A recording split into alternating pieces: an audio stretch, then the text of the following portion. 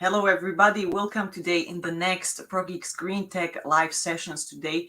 It's my great pleasure to welcome again in our round Mr. Raphael Schranz.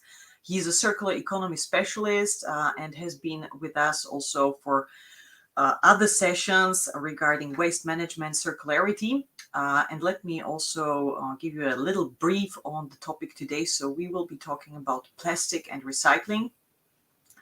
Essentially, one of the hot topics currently, there is some challenges with recycling. Raphael is going to share with us some observations, some research from his side. I mean, he's working quite heavily in the field of waste management, waste prevention, circularity, business models, etc. So really looking forward to, share his perspective on the topic, on this challenge. And apparently we have some space for a Q&A for people, entrepreneurs, business owners that are in this field, that are, for example, working with packaging. Apparently packaging is also a hot element for plastic application. Many times, massive utility, but there are also side effects of applying this material and in masses in scale. So this is also a little bit what we need to consider.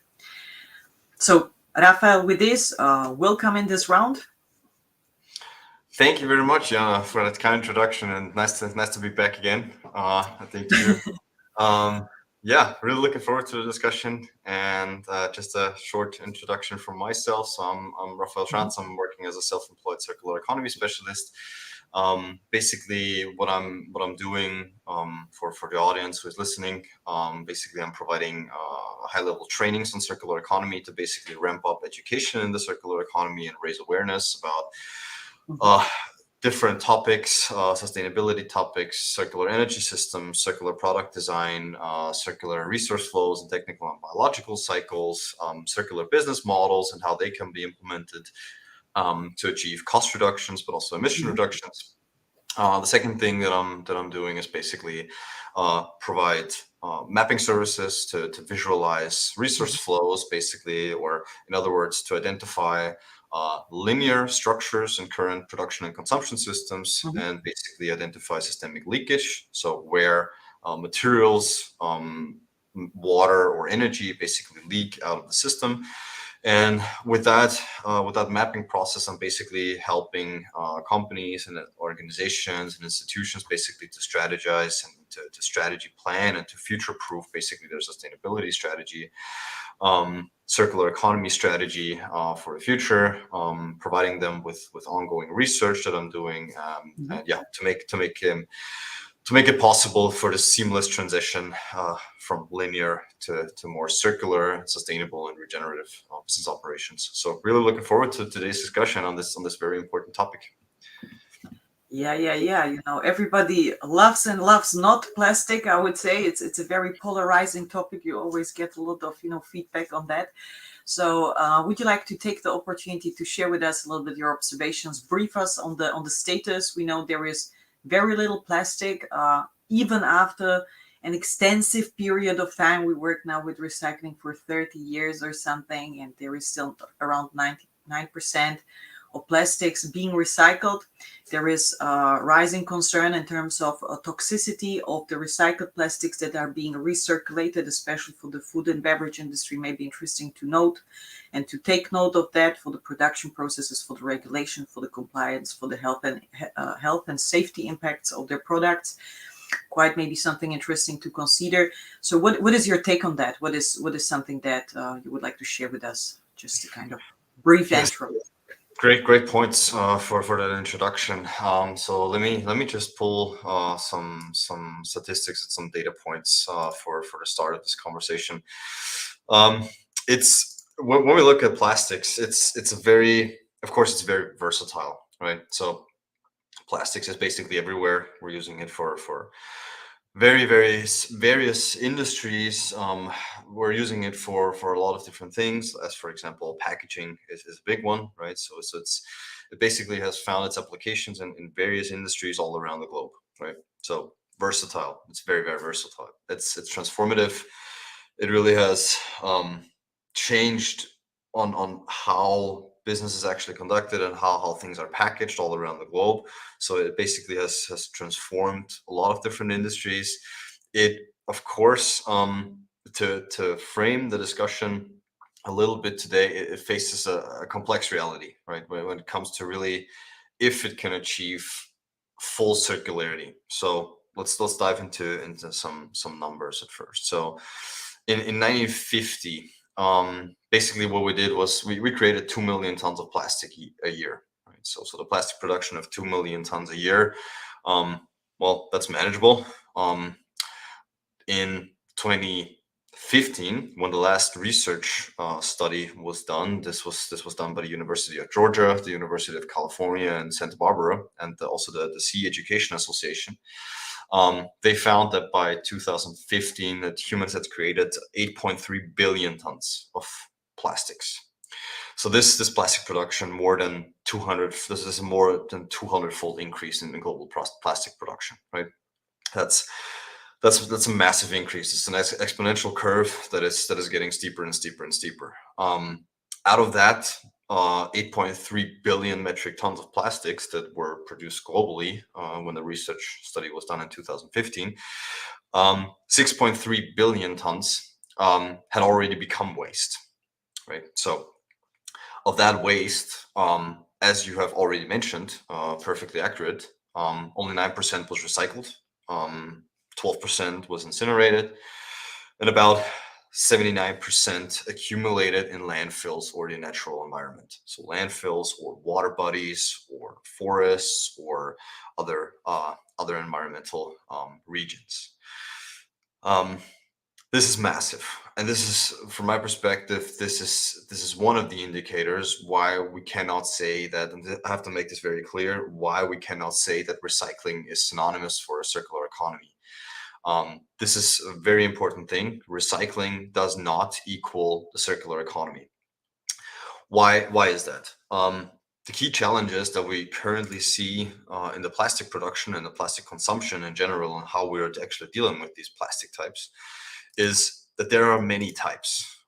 There's a vast array of plastic types and different compositions to make universal recycling very, very difficult, right? Because there are thousands of plastic types, each with their own characteristics, on composition, to meet specific demands of different industries.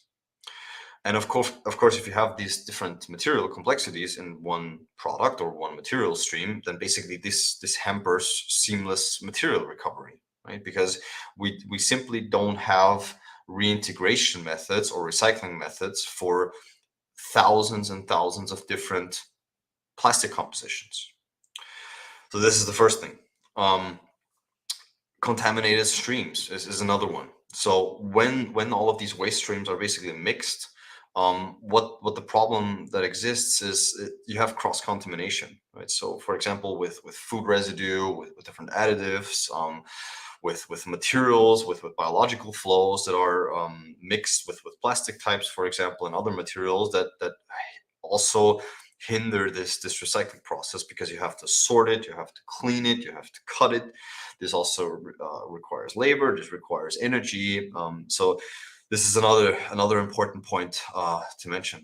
And of course, when we really talk about, and this is a very important point, when we really talk about recycling, what we really mean is downcycling, right?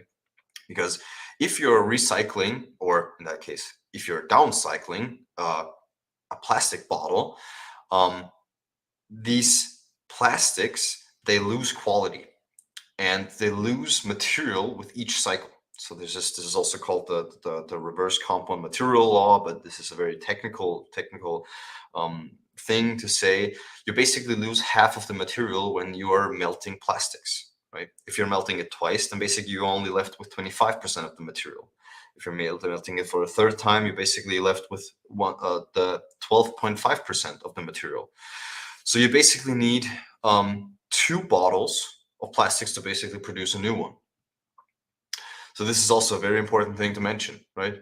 This is not a recycling in the sense that we're talking about it. It's actually a downcycling, because you're actually losing value and losing material. This is a very important thing to mention. Another thing, and this is of course a global problem, and I don't really think that we have currently seen the effects of it. It's a field that has been researched in the last years, but we have not really seen the global implications of it. Is microplastics. So with the recycling process, there's a lot of microplastics that is created now, or should I say downcycling process of plastics. There's a lot of microplastics created. These microplastics are often in a very, they're often very small, almost invisible to the naked eye. They infiltrate ecosystems, the terrestrial biosphere. They Microplastics, it harms life basically in every terrestrial environmental ecosystem, such as water, land, air, and this also complicates recovery, right? Because if that distributes into the environment, you cannot really collect microplastics because it's so small, right? We don't have collection systems for microplastics. We have some research that is going into cleaning microplastics from water bodies, for example. But this is a massive problem, in my opinion. I really have to state this very clearly. I even read an article lately where they have found microplastics in a human heart during surgery. They have found microplastics in the blood of a patient, for example. So this is a real big problem. And that's why I'm not really a fan of plastic recycling or the companies who say, well, recycling, and we're recycling all of these bottles and therefore we are participating in a circular economy. No, they don't. Um, Recycling is not synonymous for the circular economy, and actually recycling is, or downcycling in that regard, is actually the least desirable option, right? Because when I can visualize that, for example, just to give you a little bit of an introduction here. Let me just share the screen.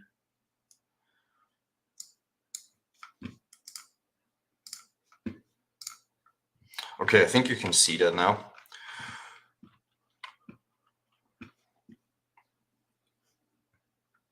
So the circular economy framework, as proposed by the Ellen MacArthur Foundation, actually says also that the recycling is actually the least desirable option, right? Because this cycle is very long. So, for example, what you need to do for recycling is you basically also have to introduce energy into the system, right? You need to collect it, you need to transport it, you need to wash it, which also uses water, right? You have to cut it, which also uses energy. You have to melt it, which also uses energy.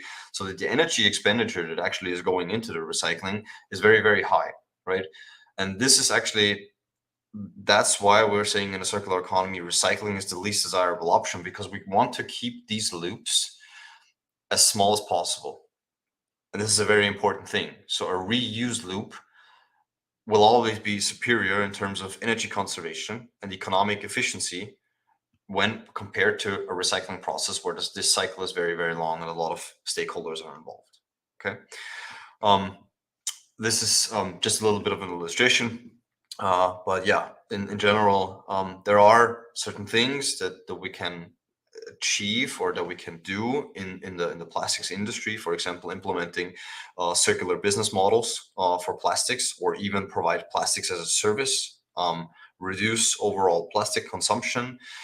So there are different things that we can do, but from my perspective, it is a pretty big problem that we have to find alternatives. For example, alternatives in the circular economy with packaging, for example, would be different materials, where we basically base these material compositions in terms of biological resources. For example, mycelium packaging, for example, algae packaging, seaweed that can actually biodegrade, for example. So these different biological materials are actually, in my opinion, and also this relates to the circular bioeconomy for the future, but these materials are very promising. And again, to sum up, from my perspective, there are a lot of a lot of problems in regards to this recycling process or the downcycling process of plastics, for example. It's also the case that a lot of plastic producers and beverage companies, for example, they shift their liability and shift their responsibility to other stakeholders. They shift it to wholesalers and basically write on their bottles, for example, recycle me, right? Because they won't do it, right? So anyone else has to do it. So it from my perspective, it's a pretty big problem, and happy to go into that. So let's have a little bit of a talk about that and open to questions.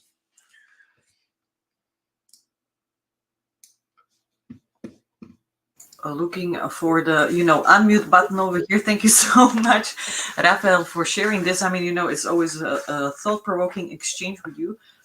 And we have a series of questions definitely that we can just go into as what you indicated. Are there any certifications or labels that are at the moment something that you would at all recommend to look at, or where would you say recommend a company, advise a company in this field having plastics in their product life cycle or in the product components or composition? What would you tell them to do? Where to start? I mean, should they certify they're sustainable? What should they do first? I mean, where is it? Where does it start? And are there any certifications that are reliable and can be applied right now?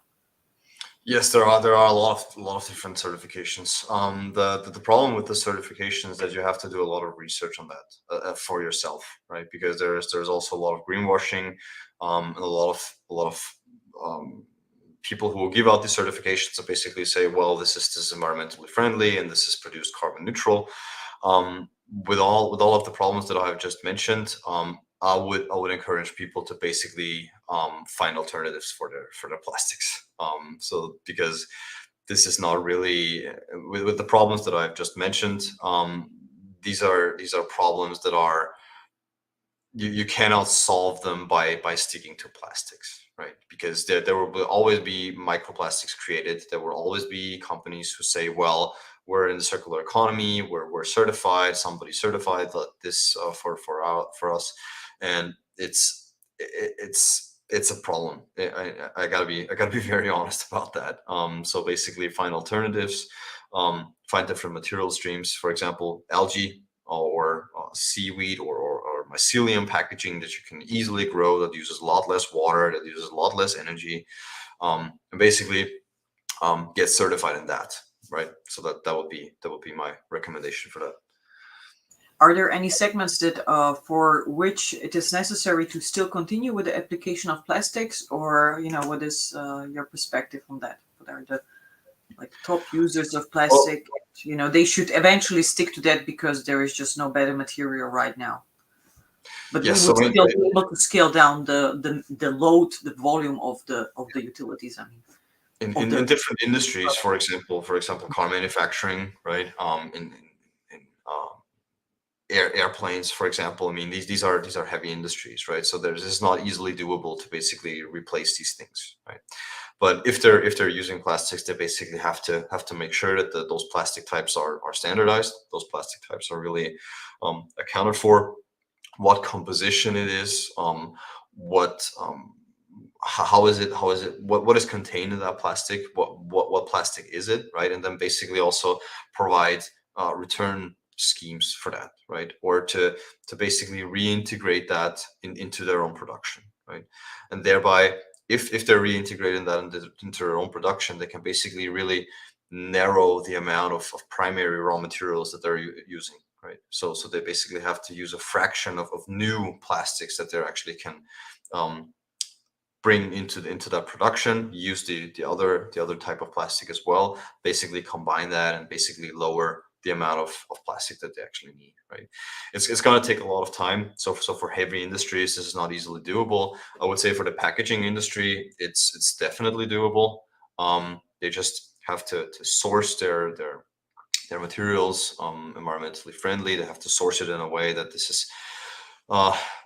is socially acceptable in terms of insurance for people, in terms of working conditions for laborers. So you actually have to look at the whole supply chain backwards, right? So where does it come from? How is it sourced?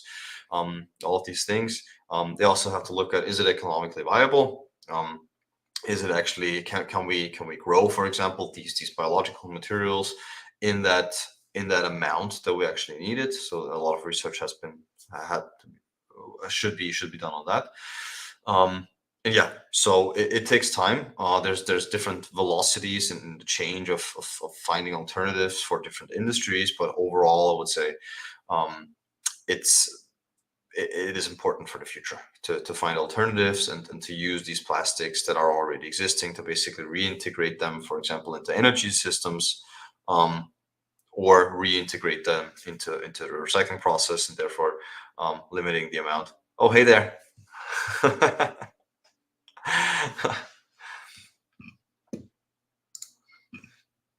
Please continue. I have my kids here with me, so yeah, please. And also, just to close up on that one, looking at the process. So basically, when you mentioned components, composition, I hear a lot about life cycle assessment. Where does it come from? How can we kind of structure the processes then further? And what is the type of regulation that is applicable for people or productions, manufacturers that are using plastics in their products? What is the regulation that is applicable now in EU for them if they would like to, besides of course reaching out to you and say, hey, Raphael, we kind of need your help us to kind of develop the circularity scan or life cycle assessment or whatever is relevant. What would be the type of regulation you recommend them to look at? The EU Plastics Directive. So there's a lot in there. Also in terms of standardization, where basically want to provide a common framework to basically standardize these plastics, for example, because we know they're not gonna disappear overnight, right? So standardizing the labels and the EU Plastics Directive, there's a lot in there. Also in terms of reducing highly harmful chemicals in the plastics currently, reducing the amount of plastics that we're using. So this is also in line with circularity principles. For example, the slowing and the narrowing and closing of resource loops, right? So for example, we can use AI-based systems to basically provide us with a geometry of different products or packaging, where we can basically use the least amount of material with the highest mechanical stability still, right? So basically reduce the amount that we're using. So that would be a quantitative avoidance of waste, and also we can reduce through a qualitative avoidance of waste in terms of highly harmful chemicals, in terms of chemicals, or reduce the complexity of chemicals that are in there. So there are different things that we can do, but the EU Plastics Directive is a very, very important thing to look at. Great. Now we also started because we are we have 7 more minutes left. With 2 kids around, you are counting every minute. No, just bear with us. But we are trained from COVID times still, so we can benefit from that. We talked about food and beverage, and because we mentioned now, there is this recycling. The efficiency, one topic. The end result, the material that you get and its health impacts, another topic. The release of nanoplastics continuously, regardless if you have a plastic plate or plastic cup, basically you still release the microplastics, or it released the microplastics. Just a second, please.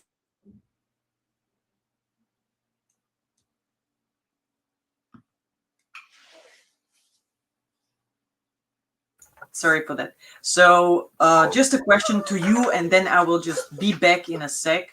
Sorry for this. What is, for the food and beverage industry, a way to reduce its plastic? Because we have also a lot of these new materials, like you mentioned, algae, mycelium. We said, okay, packaging is relevant. What about the food industry? So how do they find their way? What is being tested right now? What are the alternatives? Is it, for example, cellulose-based products or solutions? What would you say on that? And I'll be back in a sec, so don't worry. I'll be back. Yeah, cellulose is a big one. Exactly. So find different materials for the packaging industry. That would be one. And of course, what also needs to be stated is we currently have global supply chains, right? And this has also been the systems are very centralized, and we currently saw these problems during COVID when all of these global supply chains actually halted, right? So what's in if we have these global supply chains, and if we have these centralized supply chains, basically the transportation routes are very, very long. And if you want to produce and if you want to transport all of these different food and beverages across the world, well, then you need something to package it, right? So what I'm advocating for is basically a return to re-regionalize production and consumption systems, right? So to localize food production, because you then don't need packaging, right? Because if you can produce food locally, the amount of packaging that you actually need for this transportation and for the storage and for these different things, this gets drastically lowered, right? So a re-regionalization approach of food production and consumption systems, a decentralization of food production systems, different vertical farming operations, for example, farming on vertical farming on houses, for example, or different other approaches that we currently see. Hydroponics would also be a very important one, where you basically have a circular system that basically can provide protein sources and also food and vegetables and fruits, for example. So this is a thing that the underlying geometry that we have to focus on. So therefore, we can actually really reduce the amount of plastics that we actually need, right? Because the food that it gets distributed can be distributed in a time frame that you don't need packaging for, right? For example, fruits or something, right? So if you want to grow apples locally, for example, you don't need to package them, right? If you want to transport them over the whole entire globe, of course, you need to package them, right? You need to put chemicals most of the time in there to basically make them fresh when they get to the store, for example, if you have these globalized chains. So this is basically what I'm advocating for. This is also a part of the shared Green Deal and of the European Green Deal to make these grassroots movement and to localize the production systems, because it has multiple benefits, right? So not only can you reduce the amount of packaging that you need, but you can also reduce the amount of transport that you need, which also subsequently reduces the fuel that you need. Through this reduction of fuel that you actually need, you can also reduce emissions, right? Of course. Through localized production systems of food, you can basically reduce the amount of waste that is generated. Through the reduction of waste that is generated, you can also reduce highly harmful emissions like methane, for example, which are associated with biological flows, right? If you have these localized production systems, you can not only do that for packaging reductions, but you can also use that for food losses or for food waste reductions, right? So basically implement that into a biogas plant, for example, right? So if you have food waste, then you can basically use that for energy systems. So there are multiple benefits. So not only in terms of plastic reductions or packaging reductions, but also for transportation and logistics, fuel consumption, associated emissions, social cohesion that is improved through community-based initiatives for people, where there are community gardens, for example, and these things. So yeah, I think this is a important and very essential thing of the underlying business geometry and underlying economic systems that we want to achieve in the future. Now, of course, there's a little bit of backlash. We currently have international institutions, we have international companies that basically produce a lot of things and basically sell it into the whole entire globe. Yeah, but that doesn't change the fact that we are capable of growing our own food. Right? So, and we can do that without highly harmful chemicals, without the need for pesticides. We can compost more. We can grow these foods. We don't have to package it because we can sell it right away through localized selling structures. So it's a lot of good things that can come from it.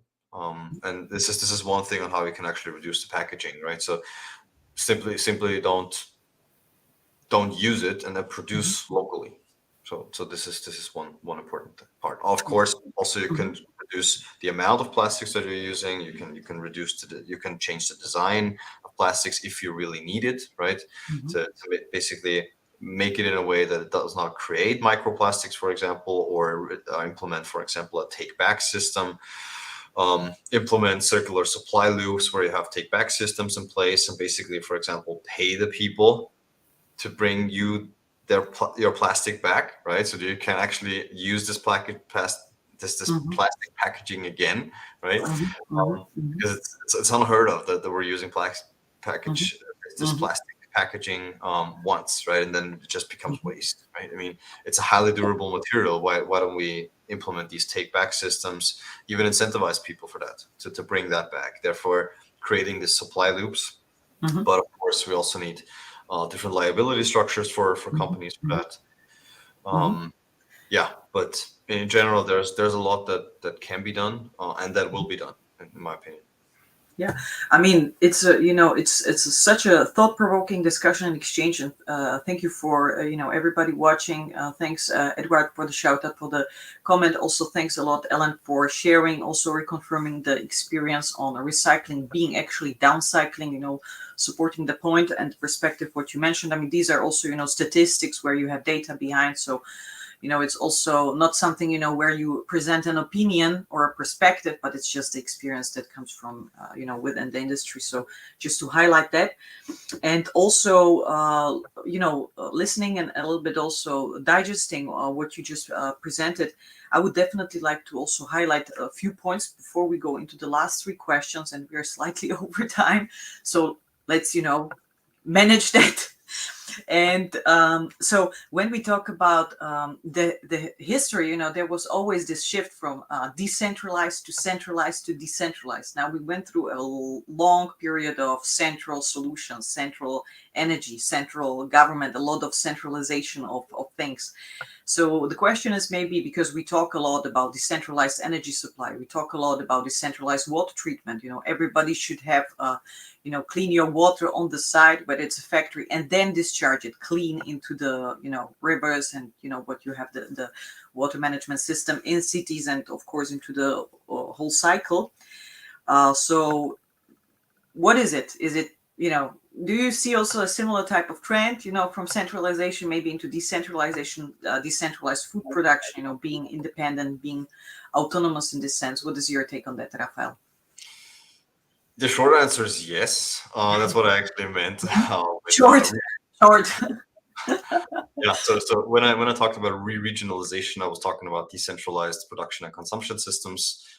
Decentralization and localization is a very fundamental principle for the future, where we can actually achieve to solve these problems. Of course, we're living in a centralized operating system. We currently see the problems that are associated with decentralization tactics and these control systems that we're currently need to adhere to, or that are currently being dismantled in a way. So there's really no stopping it, right? Because if we talk about a circular economy, and if we talk about a return to nature and to natural principles, and to really use nature as a guidance for our economy, and how to deal with our structures and systems, there really is no central operator, right? Because those systems need to be resilient, and they are only resilient if they are decentralized, right? So the single point of failure risks that are associated with centralized systems are way higher than for decentralized systems, right? Because if, for example, in a decentralized electricity grid, one grid goes down, then the other system elements basically keep up that system, right? And so it's very resilient in terms of damages, for example. So this is also the case in, for example, forest or natural ecosystems, where there are very many decentralized production hubs, value hubs, where different materials and resources are cycled back and forth through feedback loops and all of these things. Yes, so the future is going to be decentralized. It's going to be distributed. This is not only the case in the economy, but also in the financial system. So yes, in my opinion, yes. Interesting. Thanks a lot for sharing. Now, also, when I hear you talking, it's and also having the opportunity to exchange with other subject matter experts on various fields. We at Frogeex Business Network, a global business network of experts and solution providers for sustainable building and living, we talk a lot about the ecological context, the true connection to nature, mimicking nature where it doesn't, where it's not anymore a kind of theoretical frame, but you kind of look at how is it implemented, what does it mean. And I think what you mentioned just really beautifully displays the complexity and also the simplicity of the solution. We know what the problem is. We know that it's very kind of grown into many elements. It's kind of very rooted in the system, and we have really problems to kind of change that because it's somehow also very durable, very good usability, but it causes so many side effects that we are not able to handle at the scale that we are using it with an acceleration rate and consumption increase. So Great point. Great I points. really find it, yeah, I really find it, thank you for from what you're saying, very interesting.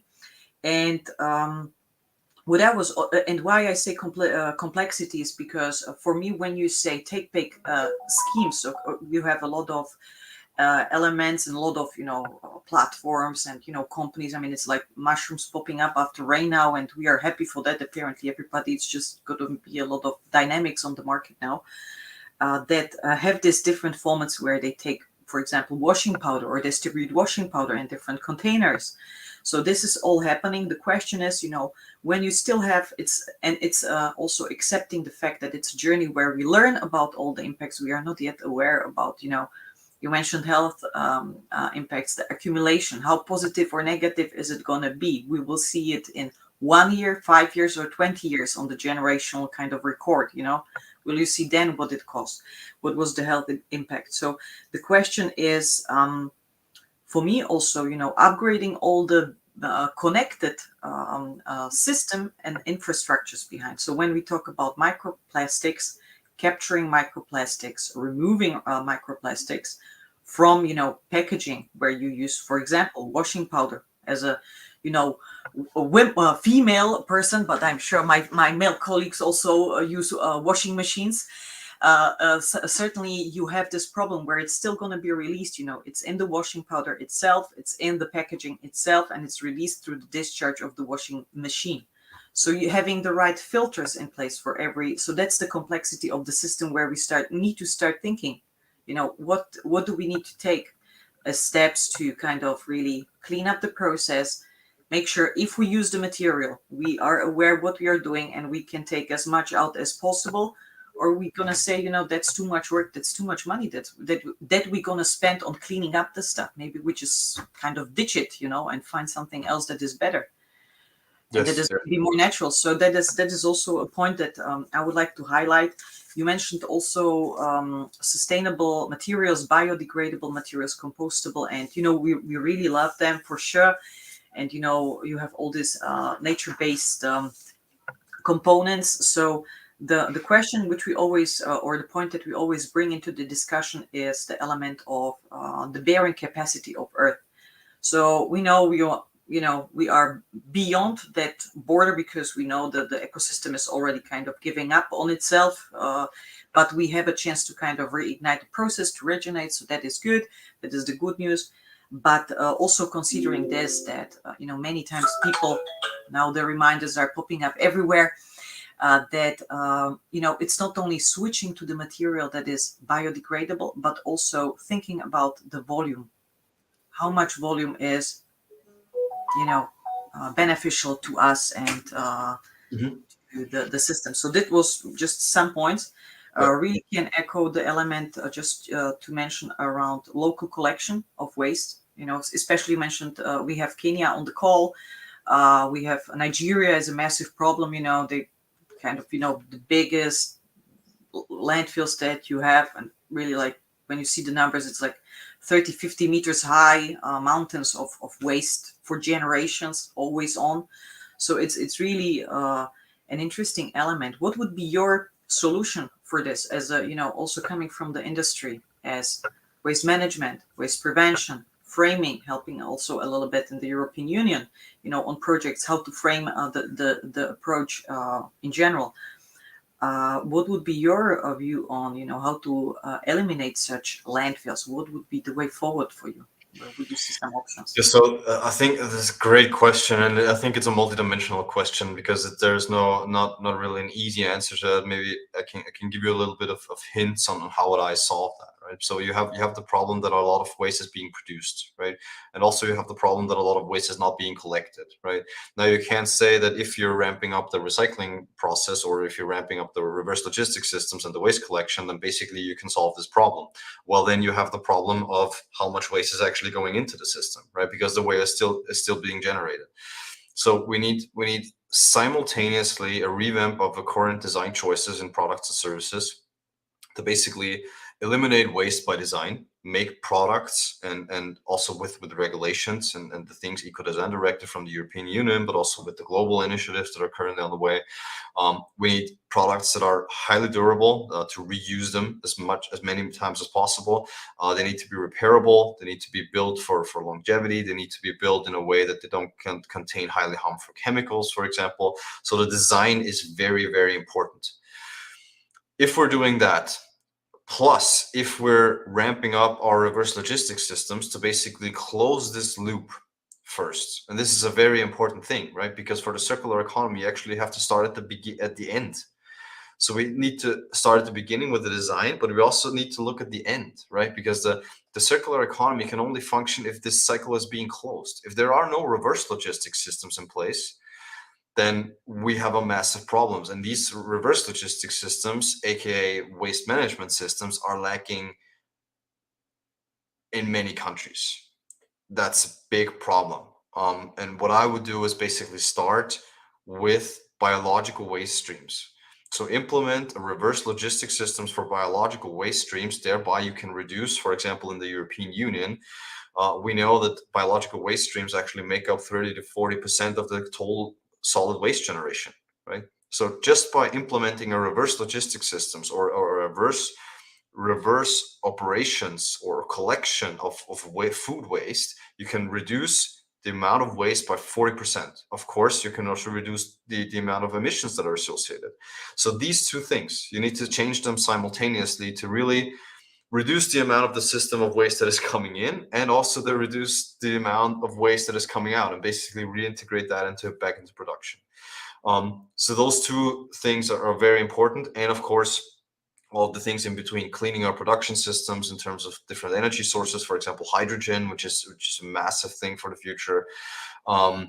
Biogas production, different sustainable business models or circular business models, sharing economy, where people can share their things. Of course, then for that, you'd also need the right design, right? Because if the thing breaks, you cannot really share it with one another, right? So the design is massively important. The European Union has also stated, this is not my opinion, but this is fact, that the environmental consequences or the environmental impact of a product can basically be reduced by 80% if the design is conducted in a way that is basically circular and sustainable, right? And also, of course, implementation of reverse logistics systems at the end to close this cycle, to basically have the foundation for a circular economy in the future. To start, I would say start with biological flows.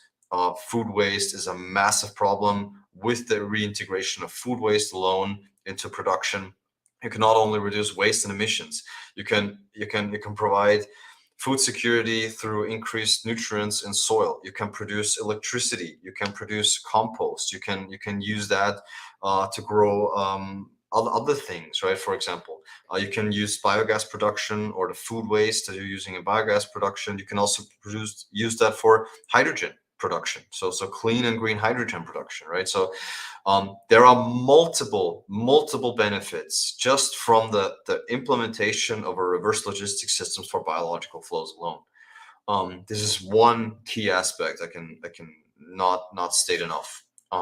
Yeah, so this is what I would do. So we have two last questions. So we take Ellen.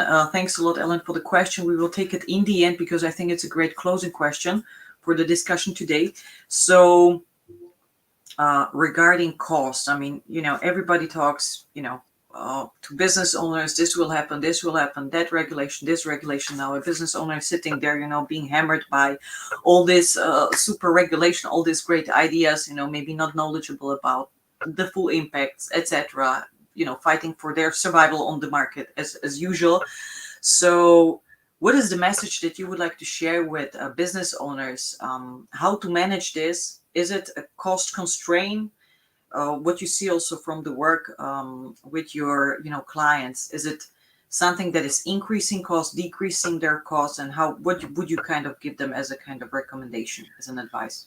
Sure, great question. The cost structure is a big one because in the short term, you're just going to ramp up costs because you need to invest in different structures, right? But the thing is that through the circular economy and through these environmental parameters, you can actually reduce costs. If you're doing research and development and, for example, different product design, you can actually reduce your waste disposal costs, right? If you're cleaning your production systems, for example, into renewables, you can actually reduce costs and emissions and basically fulfill your environmental performance.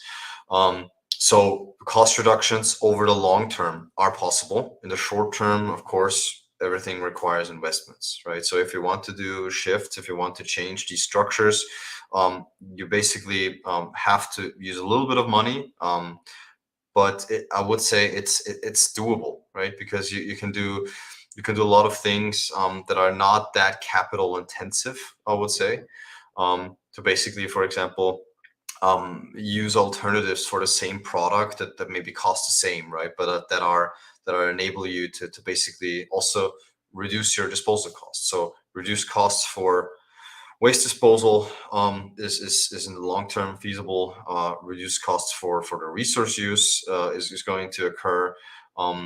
Reduce costs for your primary raw materials because, for example, you can work with other people who might be using that waste and use their waste, right? So, for example, I worked with a company basically in Ethiopia.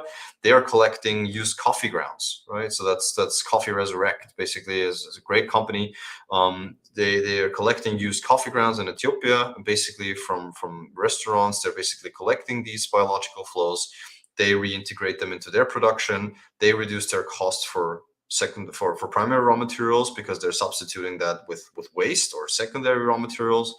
And of course, the other system has reduced disposal costs, right? So try if you can see where you have win-win situations. Use platforms where people might want to give away their things, for example. So there are multiple things that the people can do. Of course, some amount of money with everything, some amount of investment is required. But over the long term, I think the economics work out. They clearly do, but it's longer term time frame. Let's say. What if, for example, just to add to your point, then we go to the final question, which, if we can, let's cover that, as we kind of gave much of the bonus information for everybody watching this and dealing with the topic. So hope you enjoy that and it brings you value. Regarding the last question, because now I kind of got off track. Is it possible, from Ellen, is it possible to stop using plastic as the final and ultimate solution? Can we close the system? To turn off the tap of plastics or to close the circularity of plastics. That I think Right. I believe that's what Ellen asking about. A great so question. to turn off the tap on plastic production. I hope so in the future. It's going to be a long way and it's going to be a very hard one to do. There are a lot of structures and a lot of vested interests. They're not easily going to have that. There is a lot of movement currently working on this. I envision a planet where there basically is no need for plastics. Yes. Interesting, definitely. So thank you so much, Raphael, for your time. Thank you. And just on the last note, I just wanted to bring that point home to really not see recycling as a circular economy principle that is very, very good. So please see that as the last thing that we actually want to achieve in the circular economy. So be critical for the companies that tell you, well, we're in the recycling process, and if they want to shift their responsibility to waste management systems and recycling infrastructures, be critical of that.